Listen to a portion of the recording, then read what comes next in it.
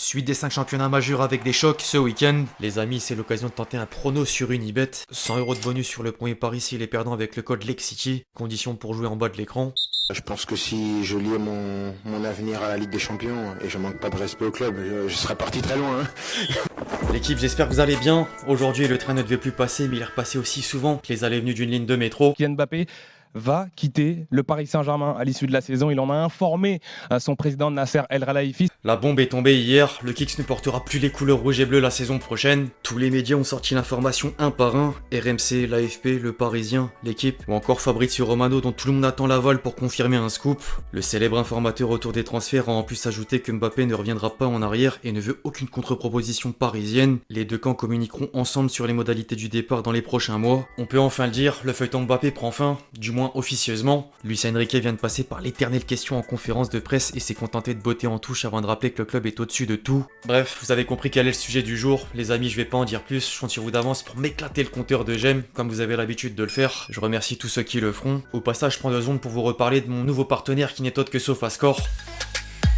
Pour ceux qui ne connaissent pas, SofaScore c'est quoi? En fait c'est un site / application de résultats en direct où vous pouvez suivre les scores en temps réel, les rencontres et résultats de 20 sports dont le foot de manière totalement gratuite. Vous pouvez voir les calendriers, le classement des championnats ou l'évolution des coupes du rayon des clubs jusqu'au niveau international, les statistiques à l'échelle collective comme individuelle, et en bref toutes les informations essentielles pour ne rien manquer du cours d'une saison de A à Z. Le lien est dispo en description.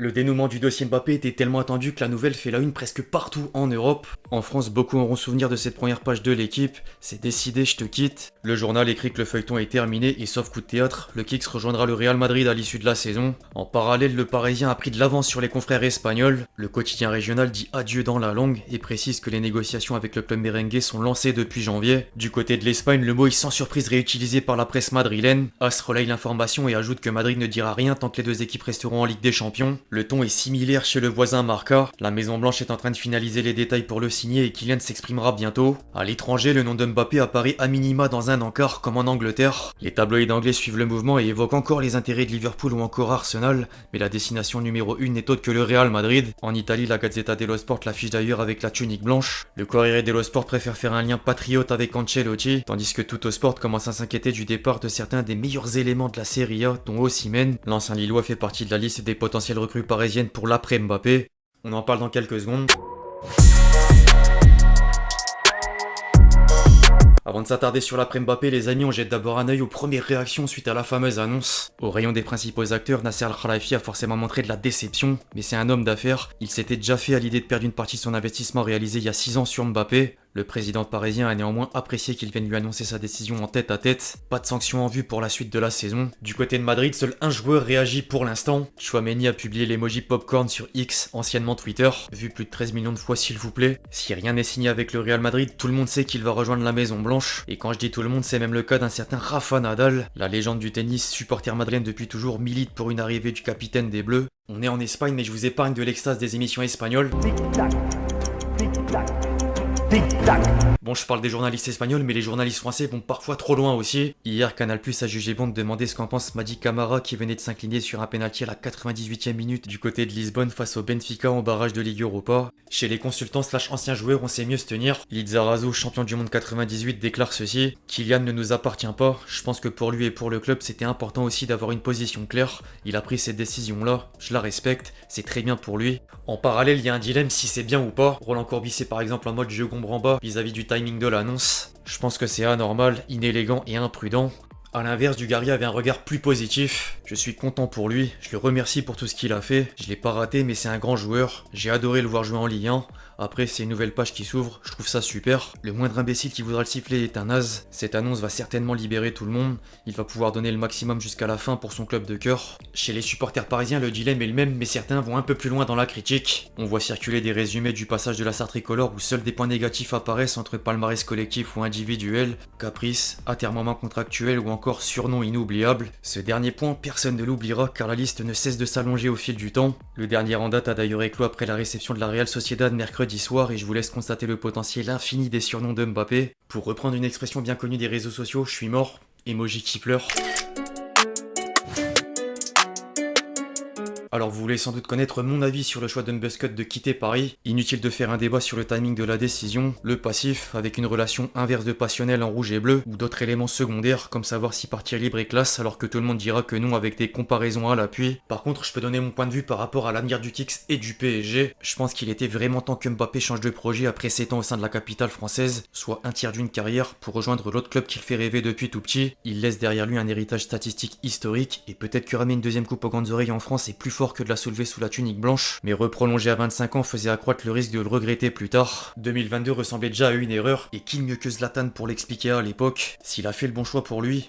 Non. Pour Paris? Oui. PSG, pas Paris, parce qu'il s'est mis dans une situation où il est plus important que le club. Or, tu n'es jamais plus grand qu'un club, mais quand un enfant devient fort, il peut facilement gagner de l'argent.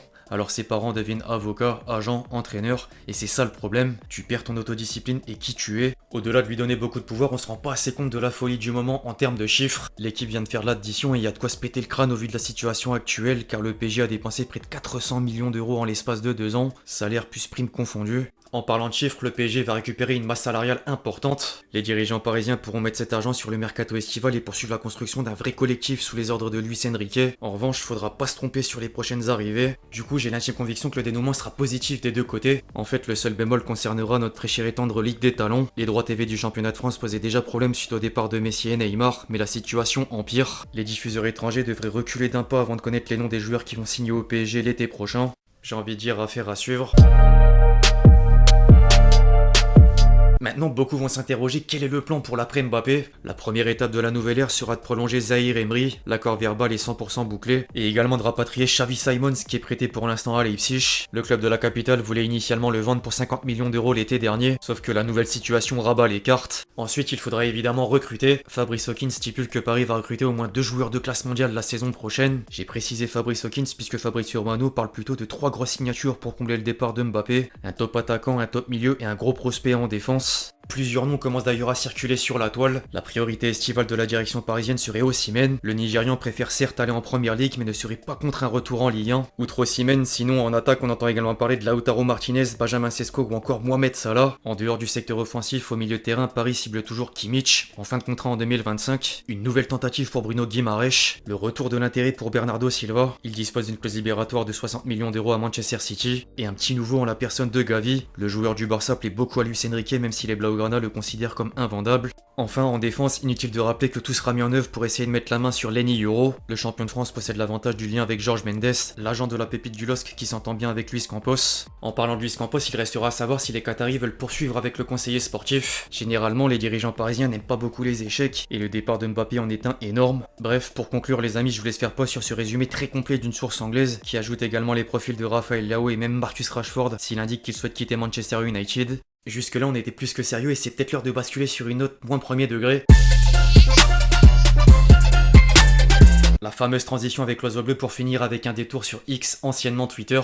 Tic-tac, emoji torchu. Le compte en anglais de Retafe qui s'amuse à faire un montage de Mbappé avec le maillot de Retafe justement. Mbappé il a vu comment on s'est fait tourner par la Sociedad 7ème de Liga. Il est allé toquer à la porte de Nasser le lendemain à 6h comme les Condés. PTDR. Breaking news, Nasser Al-Khelaifi a téléphoné à Kylian Mbappé pour lui demander de bien aller se faire enculer. Source, Waluigi. Énième masterclass de mercato plein. Je sors de ma boulangerie, j'ai demandé à l'apprenti en caisse ce qu'elle pensait du départ de Mbappé. Elle m'a répondu, ça me fera 2,50 €.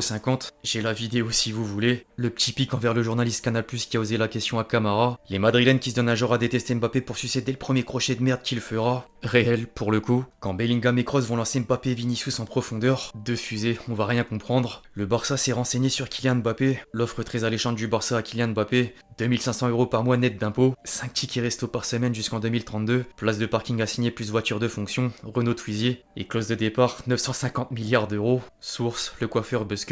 En parlant des supporters du Barça, les supporters sont pas prêts. Accélération de Bellingham qui envoie Mbappé en profondeur. Sergi Roberto tente de le rattraper. Aïe, enfin un dernier pour la route en guise de conclusion parfaite. L'arc interminable et insupportable du transfert de Mbappé va enfin être terminé. Ça, je pense que tout le monde est d'accord. Enfin bref, l'équipe voilà tout pour cette vidéo suite à l'annonce du départ de Mbappé de Paris. J'espère qu'elle vous a plu, je compte sur vous si c'est le cas pour lâcher votre meilleur j'aime, comme d'habitude. N'hésitez pas à réagir dans les commentaires sur tout ce qu'on a pu voir aujourd'hui. Et d'ailleurs j'ai une question, est-ce que pour vous Mbappé est le meilleur joueur de l'histoire du Paris Saint-Germain?